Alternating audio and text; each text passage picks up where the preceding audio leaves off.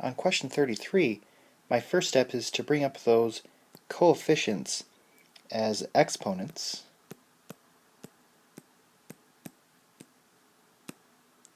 So log of x squared minus log of x plus 1 cubed.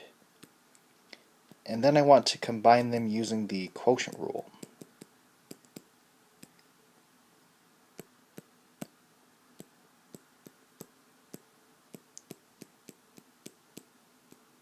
So my final answer will be log of x squared over x plus 1 cubed.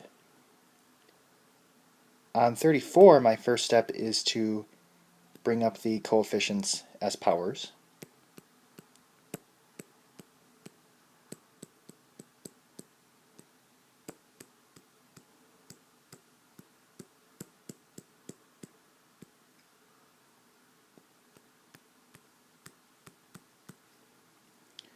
And then I want to combine them using the quotient rule.